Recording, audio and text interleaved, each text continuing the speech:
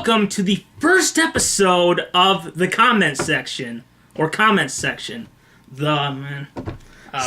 you're Batman, sometimes you're the Batman. Yeah, I mean, we'll have to decide which one works best for us. I'm actually honestly feeling the Batman. Wait, are we calling ourselves Batman? Or yeah, I mean, one is your Michael Keaton, the other is your Ben Affleck, so...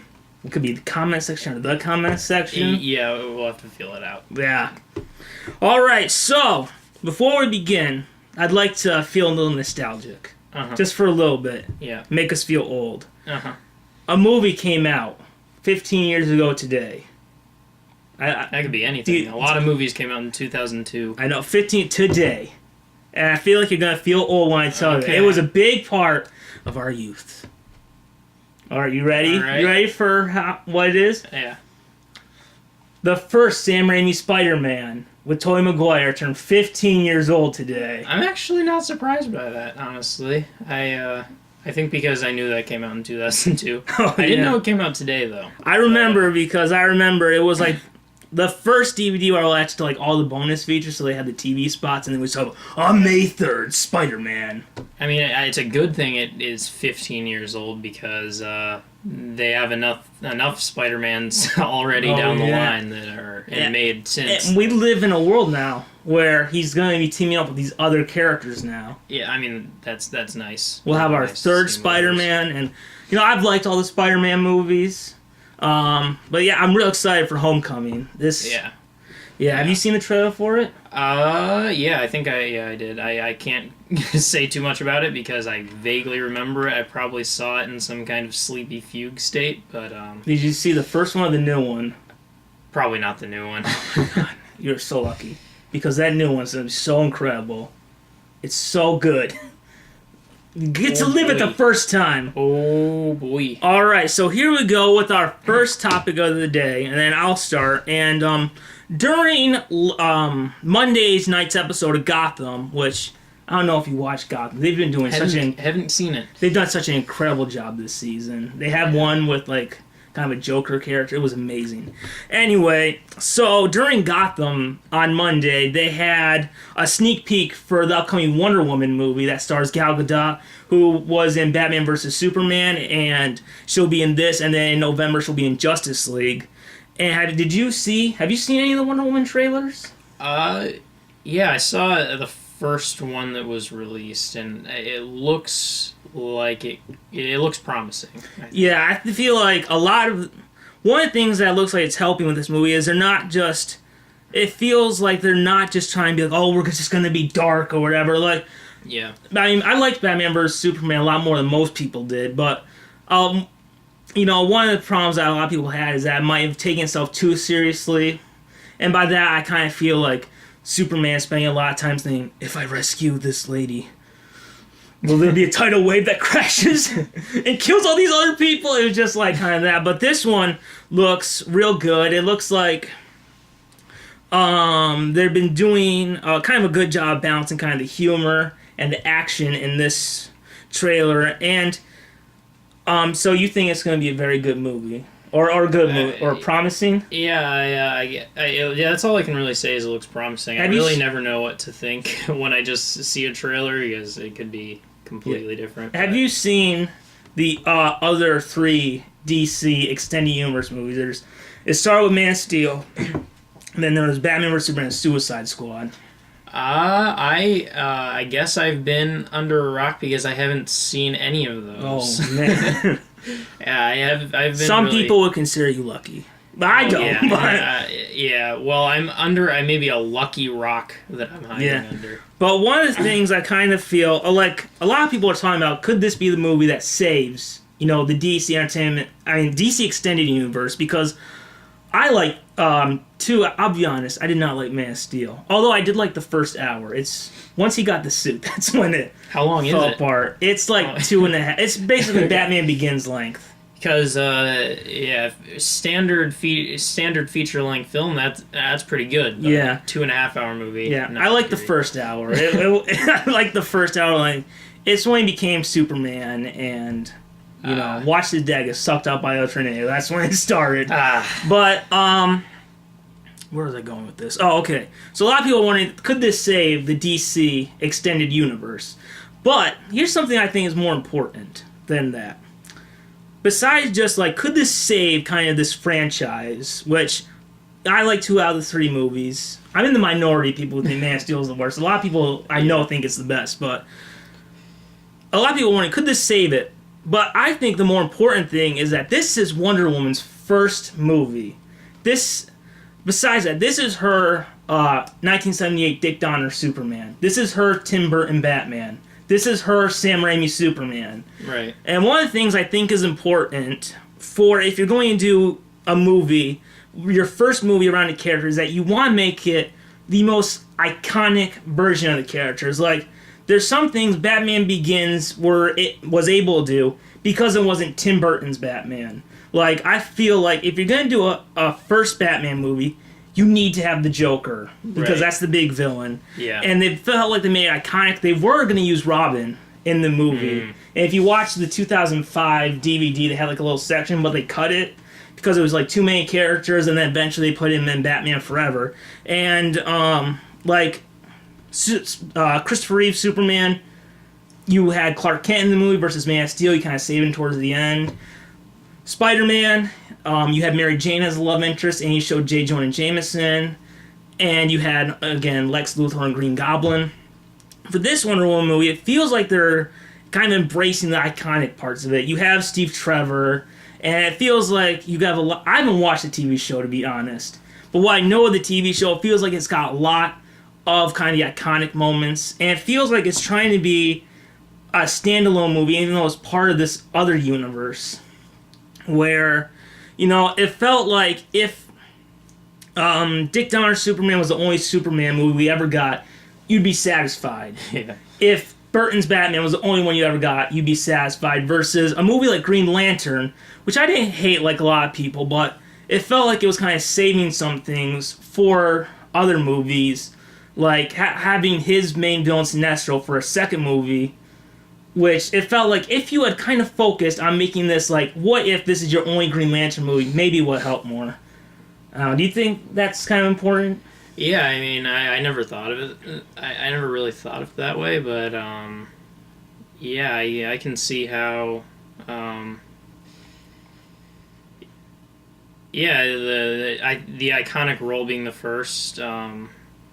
And yeah, does it look like? Do you think, looking at the this trailer, does it seem like they're doing, like, you probably have more knowledge of the iconic comic book version of Wonder Woman than I do. Does it seem like that's the direction they're going? That it's kind of the iconic version of Wonder Woman? I mean, the movie is kind of. If I remember right, I've read the first Wonder Woman on Comixology, which is for free. The first 2 comics. Sponsor. I know. Although if they'd like to, if they want to, please, we'd love that.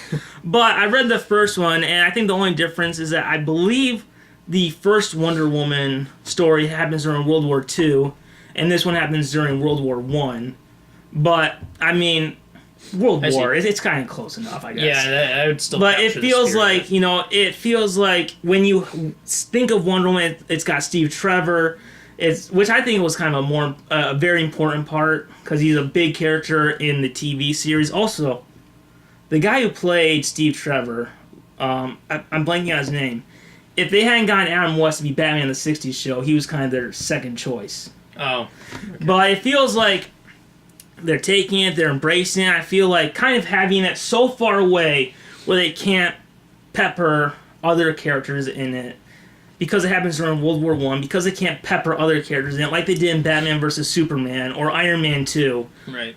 Helps the movie kind of be its own thing. Yeah. I honestly, I've always preferred kind of movies and universes to be their own thing. I mean, I think it's cool the way Marvel and DC do it in their universes to incorporate all the characters, but at the same time, I kind of like, a Wonder Woman movie to just be a Wonder Woman movie, and I don't necessarily need all this crossover all the time. Yeah, I mean, kind of like with the Spider-Man Homecoming trailer, they have Tony Stark in there.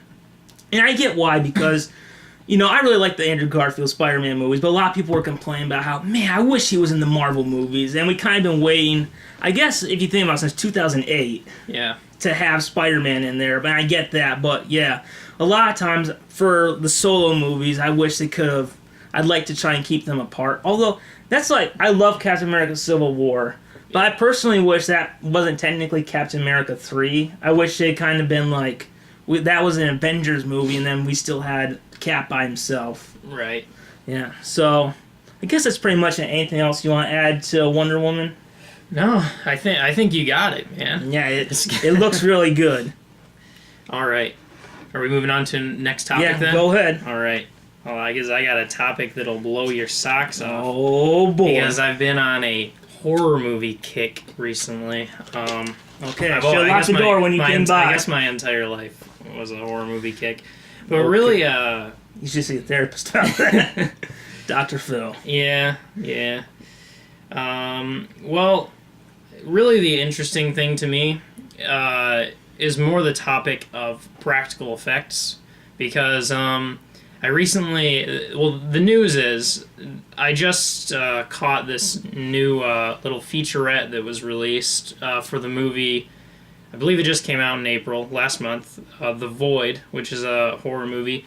A horror movie that uses entirely practical effects. And they just released a short behind the scenes showing how they made all of it. I didn't even know for sure if it was all practical effects. But yeah, watching this, it really is probably the best redeeming quality of that movie is that... very, very intense, intricate practical effects that really kind of help things be more scary and kind of makes me think about how often are practical effects being used in what ways in these new movies? Like, is there stuff at the extent that The Void did? I was trying to think of what big... like studio productions have used practical effects lately. I mean, I can think of Star Wars Episode 7 had practical effects and they were great. I liked those. I don't know, did Rogue One have any? I think it probably had a little. I can't comment on that for sure. I don't know, but yeah. Do you any that come to your mind that just great practical effects in modern films? Great practical effects. I haven't seen a lot, but one of the things I noticed, like, I rewatched this original Star Wars trilogy, and I kind of noticed, man, those 90s special effects, they don't really hold up. Yeah. The CGI. So, I'm just wondering, do you ever think that we'll get to a point to where, like, remember Two-Face in The Dark Knight, how that was CGI? Yeah. My worry is that, someday we'll look at them and be like, oh, that's so fake. I do think there's a point where it just won't look fake. Like, the thing, there actually is a ton of really, really great CGI that you probably don't even notice it's CGI, because there's certain things that CGI is extremely, extremely good at, like, I would think, like, I don't know, clouds or something. Oh. There's little things like that can be computer generated in that are so good you probably don't even notice. But once you start to get to these extremely high budget, like, monsters and things that take up so much of your attention, I don't totally know when we could ever come to a point where you totally wouldn't notice with those, because especially when it's a being, a creature, or maybe human, or whatever it is, you can just tell that it isn't something that is inhabiting physical space. Yeah. I'm not an expert in CGI, so I don't know what is going on. Have you ever recently rewatched... It's a challenge to get through. Have you ever recently rewatched the Ang Lee Hulk movie? Not the good one with Edward Norton. The one with Eric Bana where he fights the poodles. I haven't seen that. Man, the Shrek in there... I mean, the Hulk in there... I said Shrek because that's what you think of. Freudian slip. I'm always thinking of Shrek. So Why? Who doesn't think of Shrek? Donkey. It looks like Who Framed Roger Rabbit almost, but worse. yeah. It looks so fake. But yeah, I was thinking about how, like, I'll rewatch like a lot of the old superhero shows, and it feels sometimes to me like they had this show Superboy, which was produced by the Salkinds, who did the Christopher Reeve Superman movies, the first 3 anyway. And after that, there was kind of Lois and Clark, which kind of experimented with CGI, I think. And the Superboy show that came before it, which used, at least for flying, more practical effects, like his takeoffs and all that, looks so much better than where like in Lois and Clark. Well, at least the early Lois and Clark, where like the cape kind of like takes over the whole screen and suddenly she's flying. Yeah. Yeah. Yeah. Have you recently? Have you watched the original Star Wars recently? I did around the release of Episode 7. Yeah. I caught up on all of them. But... Do you feel like... I feel for those, the practical ones, for sure. We're talking about the special editions, because that's all our generation can own. The 90s special. I mean... I have the... There are seedy internet places where I have seen the originals. Whatever it was, whenever they kind of replaced...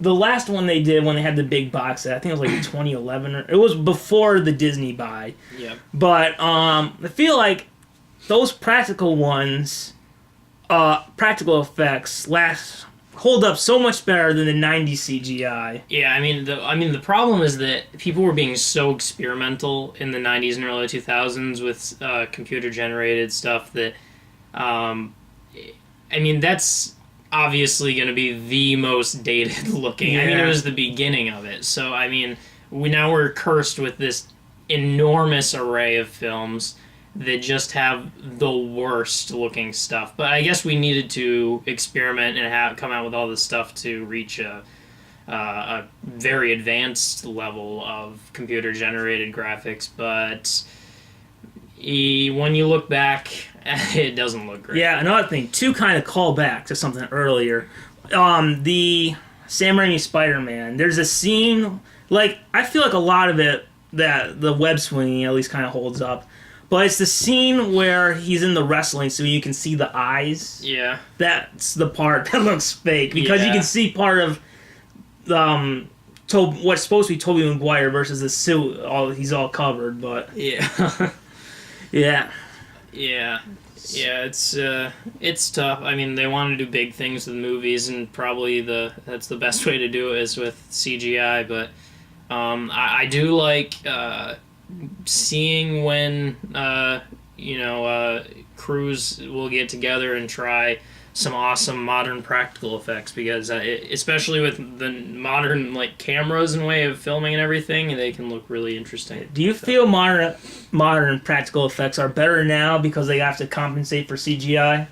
So like does CGI make the people working on practical effects have to make them look better?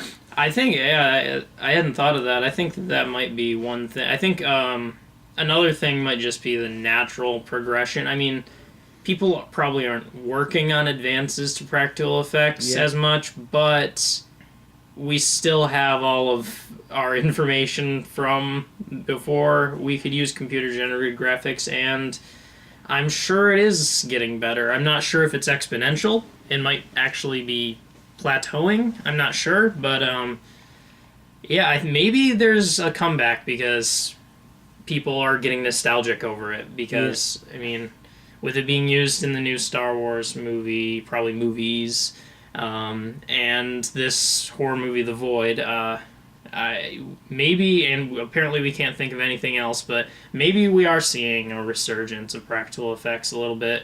Yeah, I don't think we'll ever get to the point where it's all practical effects again. I don't think so. But there's like a lot of nostalgia. I don't think so. Have you heard if the episode 8, the Last Jedi, as we now know, which is a really good title. Yeah. Have you heard anything about them using practical effects? I haven't, but the reason why I said I assume all of them is because, I mean, if, like, BB-8 isn't, like, that's a practical effect, and I would It's not directed by J.J. Abrams this time, though, is it? No, Is it just it's produced? every one of this new trilogy has a different director. Oh, okay. I believe I'll look it up real quick. Who is directing the new one? Yeah, I can't. I believe the one who's directing episode 9 is the guy who did Jurassic World. Ah. Let's see. Technology. We got Force Awakens. What? God bless you, Wikipedia. So Jurassic World, and that's another thing that I've been completely in the dark about because I have not even seen that critically acclaimed movie. Episode 8, The Last Jedi, is directed by Rian Johnson. Rian Johnson. What has he done? Because I am an ignorant... I am the opposite of a film buff. From what we have on, from the good people of Wikipedia, which you should never trust. That is a sponsor, by the way. I know. We love you, Wikipedia. Please, Every time you would do that little thing at the top that says donate $3, come on, man, 50 cents. I feel kind of guilty saying that because I really appreciate Wikipedia. Yeah, let's see. In 2005, he directed Brick. All right, classic. In 2008, he did The Brothers Bloom. Oh, Looper, that one with Joseph Gordon-Levitt and Bruce Willis. I actually do know what that is. I haven't watched it, but yeah, and he had a cameo in Rogue One. Oh. So that's all I see. And he was a director on Breaking Bad. A few episodes. Which episode? Which episode? He did Fly. He did Ozymandias. Ozymandias. That's one of the most famous episodes of television of all time. I've never watched an episode. I've seen the pilot Breaking Bad. I can't be the first one to say it, but it's good. It's a good show. I've heard about it. I remember I was hoping Bryan Cranston would be the new Commissioner Gordon for Affleck. That's a good. Well, he did do it in an animated one, Batman Year One. Check it out. So yeah. We went through that rabbit hole, didn't we? Well, that's the most fun thing about podcasts is rabbit holes. Yeah. That'd be a good name for a podcast, actually, but it's not the name of this podcast. It's not. Which may or may not start with a the. It may or may not. The rabbit hole. Right. Story about how someone breaks into Bugs Bunny's house. Yeah. And get out of here, you boy-galoys. So, you got another topic? Yeah, I do. Let's see. Okay. What are we going to talk about? Probably the most controversial animated film recently to come out.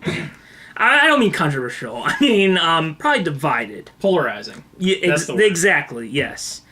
I'm trying... Okay, so... In 2013, I believe... Remember that year? It was a good... Okay. Was it live? I don't want to lie on here, but... I mean, we're not being sponsored. Who cares if we lie? We can do whatever we want. Yeah! No one can stop us! It's the internet. Or is this going on? Is this going on public TV at all? Like one day. Is this getting broadcasted on like MSNBC, PBS? If we lie enough, maybe. Oh, that's good. That's good. That's classic. In 2013, the highest-grossing animated film of all time was released. Highest-grossing, Frozen. Oh yes. Now, have you seen Frozen? Yeah, I have. Okay, before we get into thoughts on Frozen. The sequel is going to be coming out November 27th, 2019. So about... A little bit of distance. About 6 years, yeah. I mean, you gotta remember that... I believe Disney, they usually only will...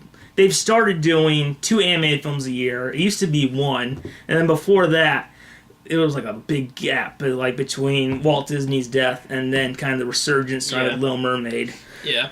But, November 27, 2019, at least it's not a wait like Toy Story 3. I remember that. I remember the end of Toy Story 2. Yeah. Prospector's like, you girls want me to Toy Story 3? I'm just like, where is it? But, yeah, Frozen 2 coming out November 27, 2019, which is pretty good for kind of animated sequel. I mean, luckily they don't have to rebuild all the characters. Yeah. So it's pretty recent. So... Before I get on my thoughts, what are your thoughts about the movie Frozen? Probably the most polarizing... It sounds like it's either love or hate. Okay, I think one big reason why it's probably so polarizing is because it's kind of hard to like something that has the following that it has. Yeah. Like, I mean, a lot of movies have probably more crossover with adults, but it might be kind of hard to get on board with just the marketing and just everything being shoved in your face about Frozen for years. Yeah. It never ends, and it's tough. But when I did see it, probably just a couple months after it came out, not immediately after it came out. In theaters or home video? Probably not a couple months, but when it was released on video. So however long that was. Video! On video cassette tape. Yeah, exactly. When it was released on video cassette tape. Have you ever seen this? There's this guy on YouTube. He made like kind of like a. If you ever remembered like the '90s Disney trailers, he made like a Frozen trailer. If it had been set in the '90s, and it's got like the bars, black bars on the side. It's kind of got the crappy VHS thing. Oh man, it's so cool. That's but good. Keep going. I just wanted to. No, that's good. It's not. It's all right. I think it is all right. Are you gonna have a barf bag or something next to you that you gotta throw up? Like, I clean my mouth for the swears I'm about to say. I saw it once. I love animated movies, but I think what I'm saying is that the fact that I don't want to see it ever again, shows that it really wasn't that great. Because I watch like most Pixar movies. I just those are like my most watched movies. I watch them and rewatch them all the time. Well. Favorite Pixar movie? You can say Toy. I'll say Toy Story trilogy as a whole.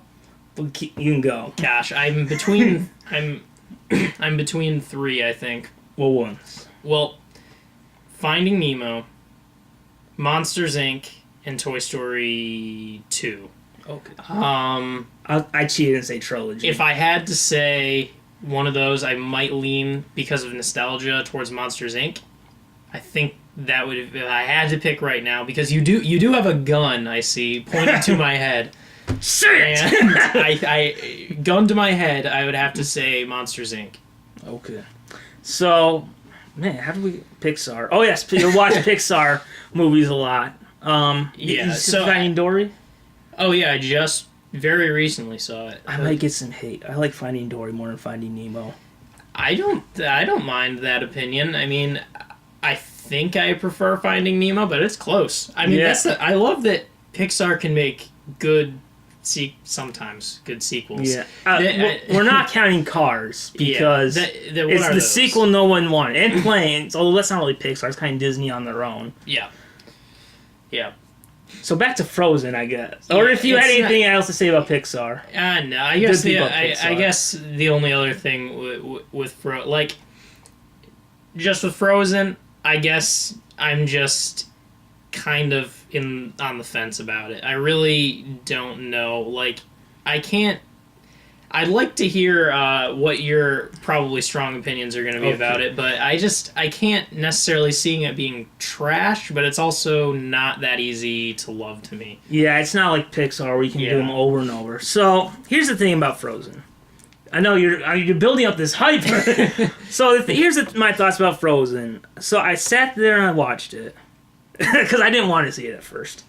I watched it and I'm just like, it's okay. Yeah. I mean, here's my problem with the movie. A few of the problems I have. Number one, there's way too much. I felt way too much music that was used to pad the movie. Oh yeah. I felt like, oh my god, another song. They kept going on and on and on. It's kind of a musical. I know, but it's not like you can watch like Beauty and the Beast, and you're not like. There's got to be like 6 songs in there. Frozen, it felt like there was 14 or something. It was like, oh my god, again, can't you just speak?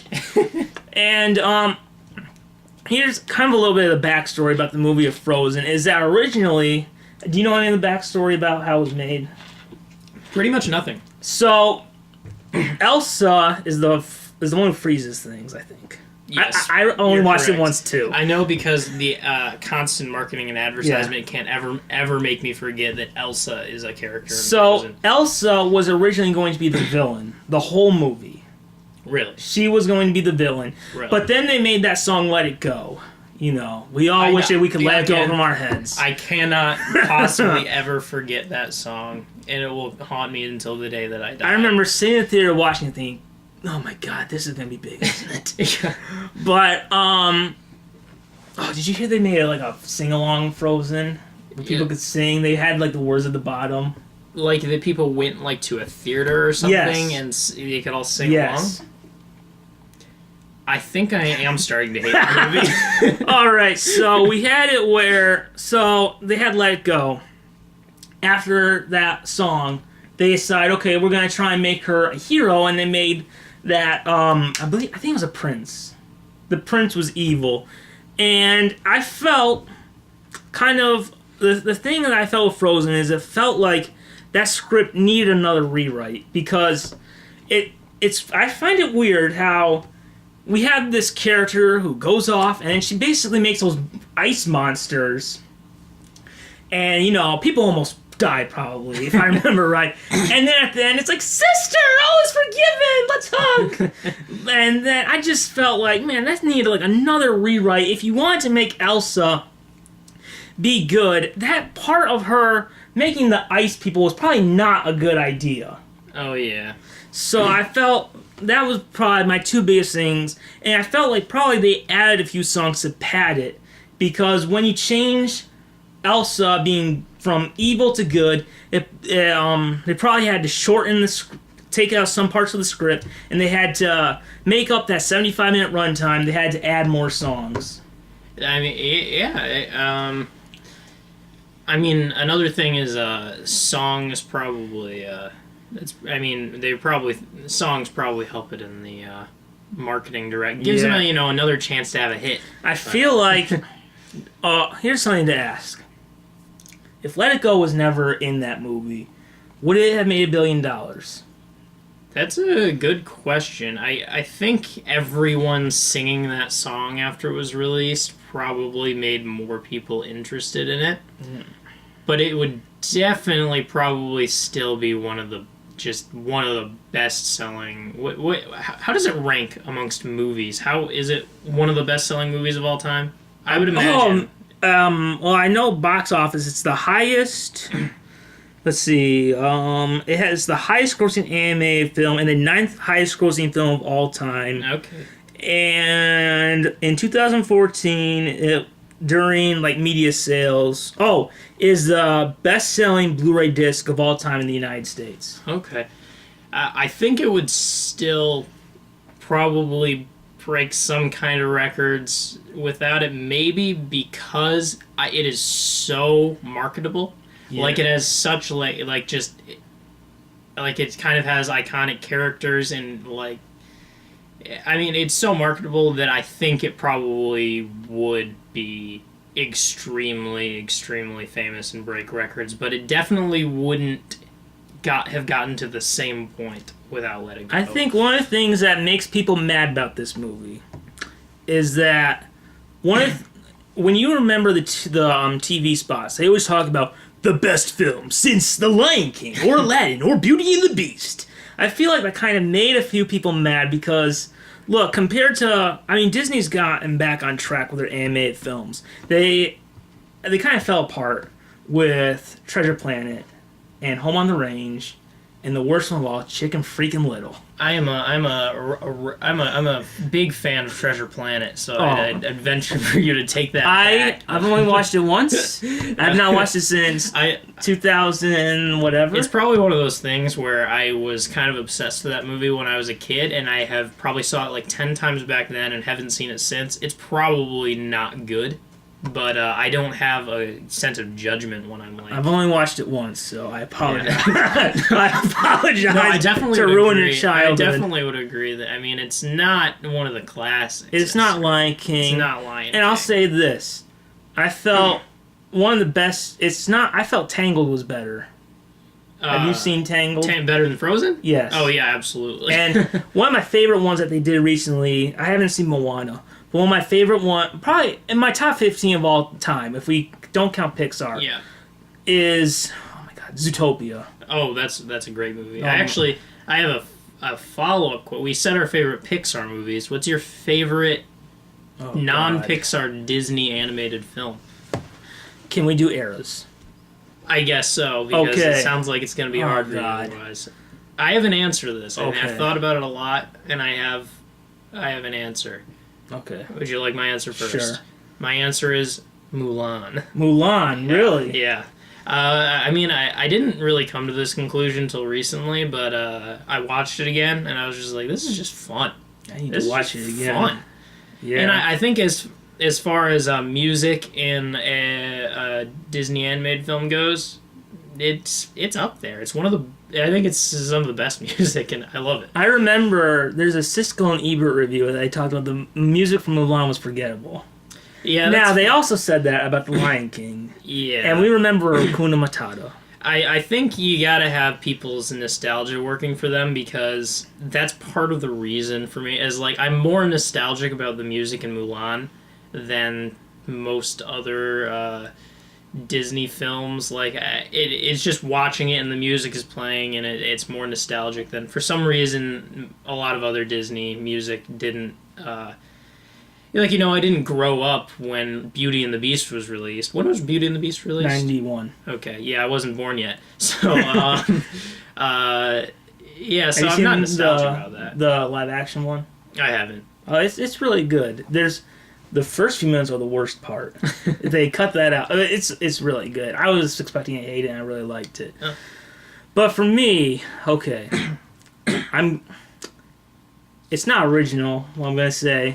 Probably my all-time, I don't know, there's something about The Lion King for me. I don't know. I just feel like he's almost like Batman in his way. And I know the story's kind of based on Hamlet, which Kevin Conroy, who is the best Batman of all time, said how Batman is kind of like Hamlet. But I don't know. I just feel like the comedy was great. We got this story about this guy who'd been through so much and was able to overcome everything and become like a leader for his people. So, but I guess in eras, I'd say the Walt Disney era. I'd probably say, it's the first one. I really like Snow White. I feel like that's such a great movie. Yeah. The Renaissance era, Lion King, with Aladdin coming in at number 2, and then probably Hunchback number 3.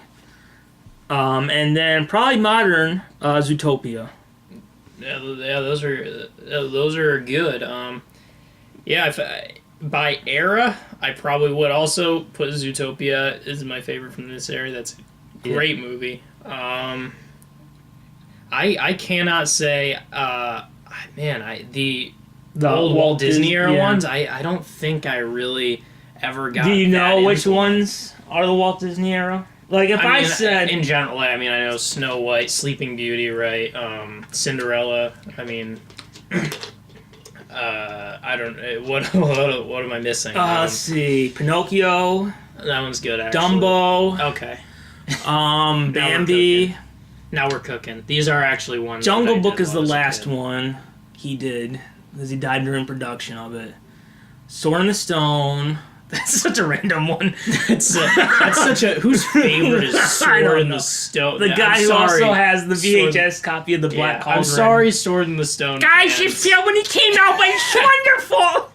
I'm sorry, Sword in the Stone fans, but no one's favorite is Sword in the Stone. Watch the other ones again. I rewatched it for the first time like a year ago, and I don't remember anything about it. I think now that you say that, I would probably say Bambi or Pinocchio. Yeah, Pinocchio is probably right under Snow White for me. Yeah. Yeah, that's it. I remember they talked about how it was like kind of like such the multiplane camera, where the opening scene kind of where it goes through the city. Oh yeah. And almost like live action, how they had to make a special camera for that. No. Fun. All right. So there we go on Frozen. Another in which we talked insane about rabbit hole. I know. Rabbit trail. What is it? Rabbit hole? I believe it's Rabbit Hole because Alice in another Walt Disney one, Alice in Wonderland. Oh, that's actually that's my favorite now. Because you said it. No, I don't know. I don't know. I haven't thought about it enough. Yeah. So did you have another news? Or are we going on? Okay. It can be whatever topic. Okay, another. No one's going to stop us. Unless the battery on this thing dies, but hopefully not. So my next news is, it's kind of a thing that is now news to me, because I didn't realize that. I said earlier, I hope I can break your heart and tell you, man, I've known this for like 2 years. Oh, yeah, I mean, you probably... I mean, it's a superhero topic. So Oh my... probably... Oh my god, oh my god! Well, okay, like I said, I've been on a horror movie kick recently. So, tying in worlds here, the news is pictures were released from the first day on set of the new Aquaman movie. Yeah, that just started And filming. what I didn't realize, that is directed by James Wan. what I would consider to be a horror director, James Wan. And I've always admired his cinematography and his vision for horror movies. I think he really does, like, probably the best horror movies of, like, this decade. Or, like, I really think I'm such a fan of his horror movies. I think it can compete with, like, the golden age of horror movies. So, seeing that he's directing Like Abbott and Aquaman, Costello? yeah, The Mummy? absolutely. Or Franken... The Mummy's CGI. There, that's. I hope we can live up to that someday. But You fan of his producing is he like Spielberg, where he directs great? You mean producer, not so much. James Wan. Or do you not pay attention to absolutely, producer? because he'd produced some horror movies that he didn't direct. Like, there's some spin-offs. There's one, Annabelle, which is a spin-off of The Conjuring. It's terrible. But The Conjuring is one of the greatest horror movies, like modern horror movies, I would say. It is one of the most critically acclaimed horror movies that came out in, like, the past 10 years at least. And, Aquaman starts filming. yeah, so, yeah, it's very weird for me to see him directing Aquaman, which is like, I mean, I really want to see Aquaman directed by James Wan. That's so fascinating to me. And he's also one of probably the most ragged on superheroes. How do you feel about Aquaman? Because I remember a lot of people for Aquaman super friends. But if you ever watch the Bruce Timm Justice League cartoon, oh my god. It's basically like Thor but cooler. That's basically what This is a guy who, like, has to protect. He's like a king, and he's got to protect his Atlantis from the surface world. And I really got into Aquaman starting when they did the DC reboot, the New 52. I bought like issue 1 of Aquaman by Jeff Johns, one of my favorite comic writers, and I really liked it. And yeah, but for me, whenever the thing that got me into Aquaman was the Justice League. They had him as a guest star on a 2-parter, and they might do it for the movie. They have it where you see. So there was a time in the comics where he wasn't the Super Friends. He kind of looked like Momoa, where Jason Momoa who plays Aquaman. He had like long hair, beard, and a hook for a hand. And I believe it was in the comics, somehow a shark ate his hand. But they did this great moment where his brother Orm, who's trying to take the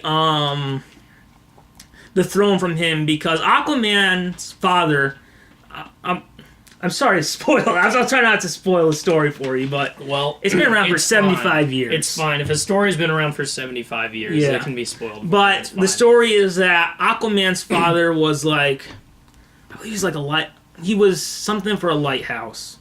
Like a lighthouse keeper. A lighthouse guy. You know how there's like a lighthouse guy. He was the original Green Lantern. Yeah, they don't make lighthouse guys the way they used to. Man, that's the working title for Green Lantern, lighthouse guy. Oh man. But his father was from the surface world. His mother was from Atlantis. They fell in love. And for some reason, I don't remember exactly, because it's been told over and over, so it obviously changes every 10 years. But she had to go back to Atlantis. He had to stay on the surface world and raised Arthur on his own, Arthur Curry's Aquaman. And then I believe it was his mom dies, and then people from Atlantis come to Arthur saying, you're supposed to be the king, but Orm wants to be the king, and then there's this big... It really is kind of like Thor, but cooler. Yeah. He doesn't have that Shakespearean look on it. Interesting look on it. Yeah, I remember people asked me, could you do an Aquaman movie? I said, yes. If you can do a Thor movie, you can do an Aquaman movie. And I like Thor. I think Aquaman is... Look, if we're going by the Super Friends, Batman. Batman who smiles and feeds Scooby-Doo. Oh, man. Yeah, and I like Super Friends Batman. Yeah. But, the characters have changed, and I'm going to be honest about this Aquaman movie. Now, before I say this, let me say this. I'm a DC Extended Universe fan. I like Batman vs. Superman more than most people. I like 2 out of the 3 movies, and I like the first hour of Man of Steel. I'm surprised this movie's happening. Yeah. Because I felt like, look, Warner Bros. Was very confident in Batman vs. Superman. The problem that Batman vs. Superman had was they gave Zack Snyder the freedom to do whatever he wanted. And what did he do? He made a 3-hour movie that was R-rated. So they had to edit it down to 2.5 and change the rating PG-13. That made it so the story did not flow well. And then, so Batman vs. Superman did not perform the way Warner Bros. Wanted to. And one of the things that DC fans always had was Ben Affleck will direct Batman. Ben Affleck will direct Batman. I don't know if you noticed, Ben Affleck's not directing Batman anymore. Yeah. And I took that to assume that Affleck was done. He did not. I assumed that he would be quitting Batman because of look, he went through this with Daredevil. He said he didn't want to ever be a superhero again. And then he became Batman, and he's one of my favorite Batman actors of all time. And I hope he stays on, but I don't think he will. I assumed that when Affleck said he was going to leave, here's the thing. They messed up Superman. And the Henry Cavill Superman, they messed him up. He's not Superman, he's Moat Man. Batman is the one who works in this universe. So Batman is the one character people are excited about. You butchered Superman. People are excited about The Flash because of the Grant Gustin TV show. Mm-hmm. We have yet to see Wonder Woman, so hopefully that one will be great. But really, right now, you have your big two, Batman and Superman. They screwed up Superman. No one cares about Superman anymore. People aren't excited for Henry Cavill's Superman. They're excited for Tyler Hoechlin's Superman as Supergirl. Why? Because that character actually acts like Superman. Not to get on this rant or whatever. But they messed up Batman. Batman's the one character everyone's excited for. I mean, except for The Flash, but that's because of the TV show. And I assume Affleck was done, and so Warner Brothers was just like, hey, look, Zack Snyder's still directing Justice League. Will it make $1 billion? Probably not. Will it have great reviews? Look, I like Batman vs. Superman more than most people, but I'm not most people. Will it have Batman vs. Superman reviews? Probably. It probably won't make $1 billion, so probably what will happen is Justice League won't have the Avengers money that Warner Brothers wanted. So I assumed that the kind of new Justice League was kind of not be what they wanted to. They're trying to clearly change stuff. Like, from what I heard, if they hadn't spent so much money on Justice League, it would have been canceled. But because they put so much money in it, they still had to go through with Zack Snyder directing. And remember, I like Batman vs. Superman more than most people did. I actually give the Ultimate a 9 out of 10. But I assumed that it was a little bit like Affleck was probably not going to be Batman anymore. Even though they say it is, but remember, we also thought we were going to have Spider-Man 4. We also thought we were going to have Andrew Garfield's Spider-Man 3. Right. So, I assumed it meant he was done, and Warner Brothers was just going to say, hey, look, we screwed up. Let's start over with a new Batman 2021, and then we'll do a Superman, and we won't try to do the Christopher Nolan thing anymore. Look, it worked for the first 2 Christopher Nolan Batman movies. It worked. That time has changed. People, and I thought that they were going to reboot it and try to kind of capture, try to make the ultimate version instead of just some director's version of the character. But I'm surprised that this Aquaman movie is filming. Yeah, I'm also, pouring a ton of money and into, when DC movies haven't been performing well or reviewed that well, it's surprising that they went to Aquaman, I guess was my kind of thought. Yeah, so you think... I wonder, though, if... Wonder Woman's probably, obviously, coming out before Aquaman. I wonder if that performing well, that being reviewed well, will help the DC Universe movies in the future. I think it all relies on Justice League, to be honest. Ah, They want this because of the Avengers. And look, remember what I talked about earlier about how you gotta make this almost like if it was the only Justice League, the only Wonder Woman movie? Yeah. They did that with the Avengers. Guess what? Superman's gone in this movie, probably for the first 2/3. So, oh god, did I spoil the movie for you? No, it's fine. It's fine. It's not even really a big spoiler, but you know what? Spoiler alert. To the Superman died. I didn't cry, but he died. Everyone dies, even Superman. Yeah. Can we talk about? Can this be a somber death podcast? Oh, Superman. He got stabbed, and then he died. He's in the big unknown now. And then Batman looked at him and was like, "I guess you're not evil." But yeah, I don't know. I don't know. Look, I want this universe to succeed. Like, I loved the Ben Affleck version of Batman. I know a lot of people were disappointed that he killed, but I mean, here's the thing about him killing versus Superman killing Man of Steel. Batman, their cars blew up versus Superman snapping Zod's neck. I mean, it's collateral damage, I guess. I mean, he did the same thing in Dark Knight Rises. Right. We try to forget about That's that true. movie, but That's remember true. at the end with that terrible death?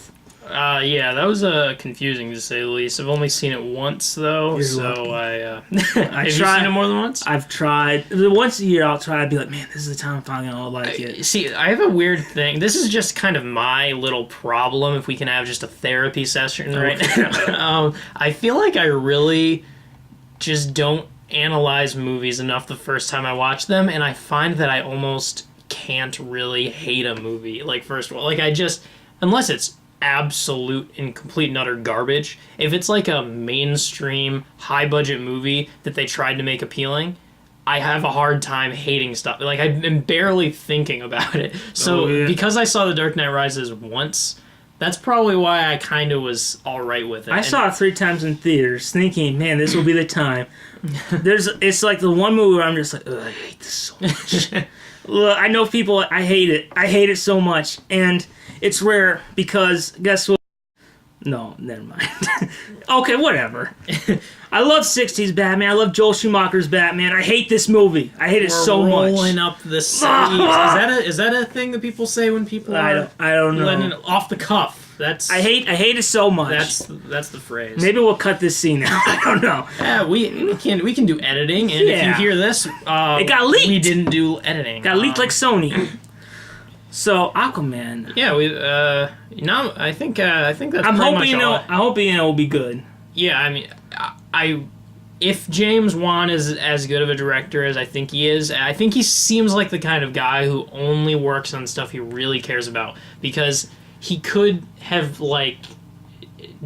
been doing tons and tons and tons of spin-offs and sequels himself, but every time some other he clearly wants to make money, so he or he clearly wants to have his IPs out there and produced by other directors, but it seems like just with how bad these spin-offs seem,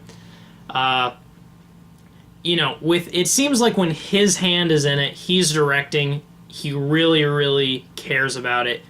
And again, I should say, I don't really know anything about him except that I've seen his movies, and I know that he pretty much across the board, as far as I think if I were to list all of his movies, I think it's Saw, just the first one, which most people would say is the only good one. I haven't seen any of his movies. Yeah, and then Insidious 2, I think. I don't know if he's directed all of the Insidiouses, but there's 3 at this point. The Conjuring and The Conjuring 2, and this upcoming Aquaman one. And I think all of his movies are good, or at least have heart in them, because it seems like he cares about them. So even if they're not that critically reviewed well, which I believe Insidious 2 wasn't, he really cares about the universe, and he puts in his cinematography, the way he directs it is, I think, incredible. So I'm excited to see a non-horror movie, and that a superhero movie, one that's probably going to be hopefully for DC, a blockbuster superhero movie done by him. And the unfortunate thing is, let's say Aquaman is a success. If Justice League isn't a success, that kind of might end. Yeah. But here's the thing. Money can change anything. If Justice League makes $1 billion, they're going to keep going with this universe. And look, I want this universe to succeed. I've said so many times, Ben Affleck, I love that version of Batman so much. They, I like Batman vs. Superman more people. I like Suicide Squad minus the Joker, but they could fix it. They could fix that. Yeah. But, I liked the DC universe. I want to succeed. I like 2 out of 3 movies, so hopefully Justice League will get not critical acclaim, but we'd love that. But get good reviews, $1 billion, and then they can keep this franchise going. Maybe, hopefully, Affleck will change his mind. All it takes is one movie, make good reviews. I mean, he's already gotten acclaim from Batman. Right. First portrayal of Batman. It's no longer like it now is the conversation is now who's better, Keaton or Affleck. We're not going to answer that, but you can yourself. We're not here to answer questions. No, that's what Yahoo Answers is for. That's not a reference to anything.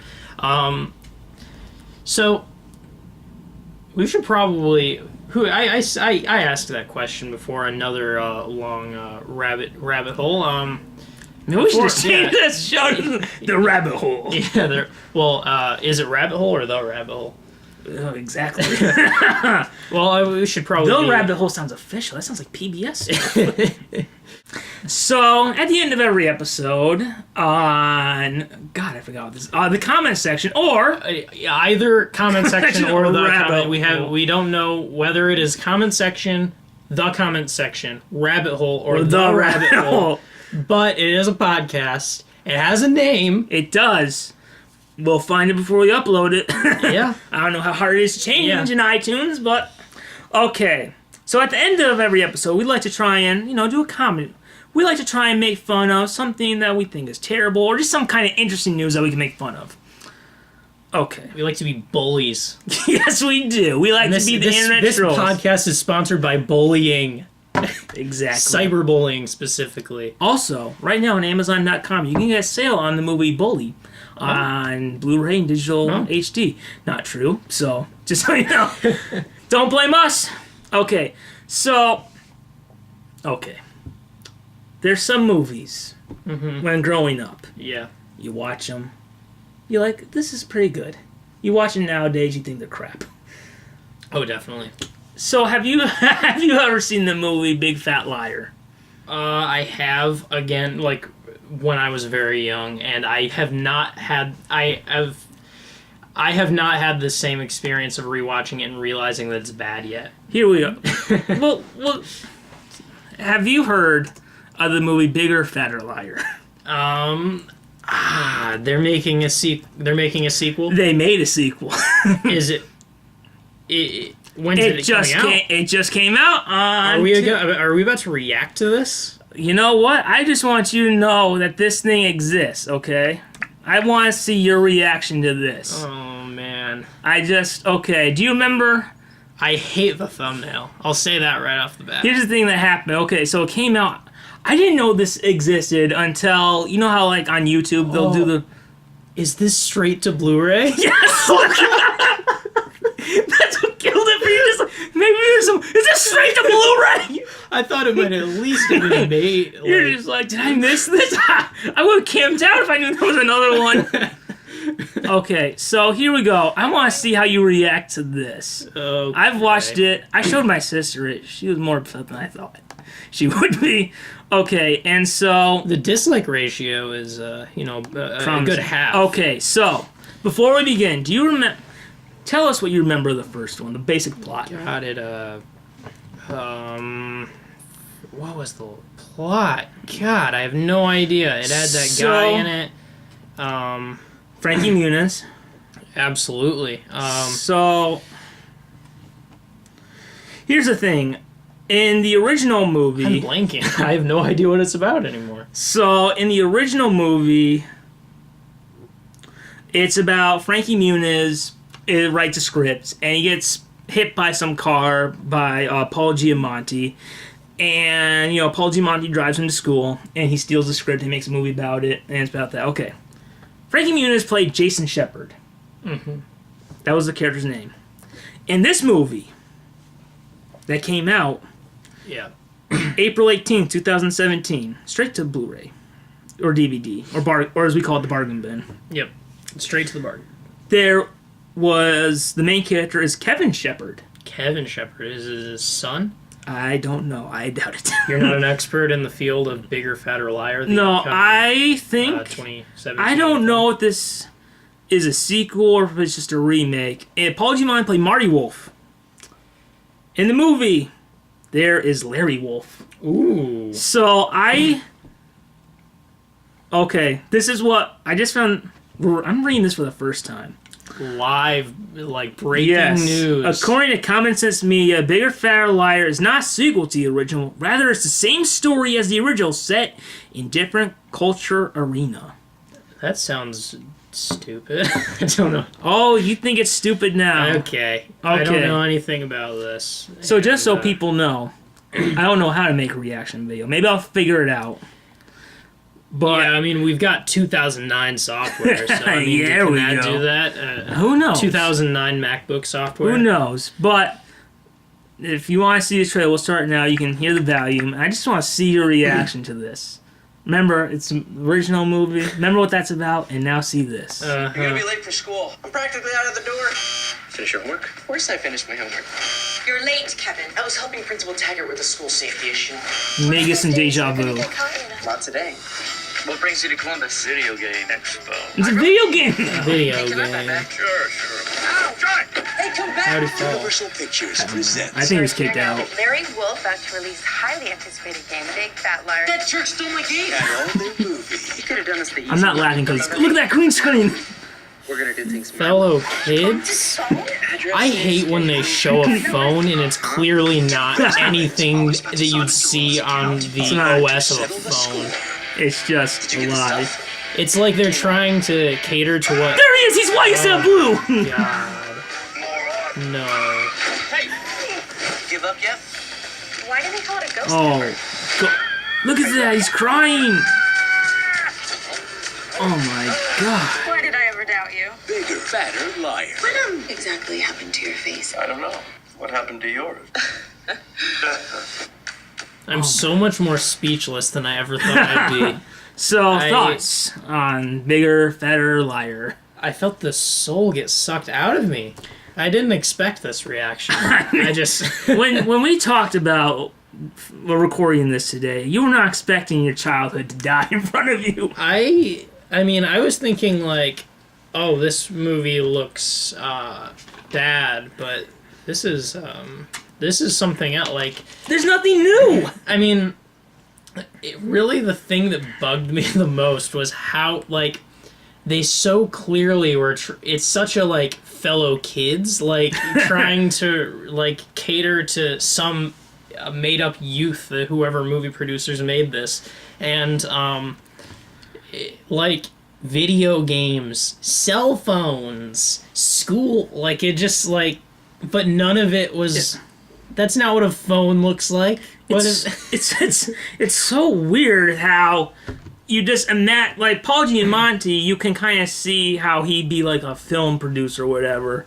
This guy acts like a film producer, but I don't imagine a video game producer being like that. Yeah, that's the thing. They just clearly were video games because kids almost, like video games. It's almost like this character would be, he's dressed. He's like, oh, I'm a film producer. Versus you'd imagine a video game guy okay, let's see what the newest game shall classic. be. That is how video... Actually, video game producers, They're as not far like as I film know, producers. they're just like a guy. Yeah, they're not They're going just- around in suits saying, What? let's see how much this will make, or whatever. Let's see the art of this. You know, it's more normal people. Yeah, it's just a guy. So, yeah, he gets... Or girl. He's not blue this time. I guess a ghost. they for some reason felt like, oh, that's different enough. We'll make him weird pale. Why not be instead of green? Blue. Why not be purple? green? Why not? Why not some purple's too I mean, close? come on, like, Look, what? they've already are plagiarizing enough. Just do blue. Just copy it. I don't know what to do. Just actually, don't do it. it's too late. Who asked for this? That's what I want to know. Who asked for this? You know, that guy who's just like, man, this big fat liar, it speaks to me so much because I'm trying to sell... When did Big Fat Liar come out? Probably I believe it early was 2000s? 2002. Because I'm starting to get really worried that we're starting to see an early 2000s nostalgia in the same way that people are like, 2002. I'm a 90s kid. And now it's like, I'm an early 2000s kid. 2002. Only 2002 kids will understand this. Like, Well, I don't think 2002 kids would have watched this because No, I don't when mean- they're 4. I don't mean... I mean, I don't know, like... There's the glorious 90s that everyone is nostalgic for, and I'm just starting to get... I'd go back in a yeah. heartbeat. It's mostly my irritation with people like being like 90s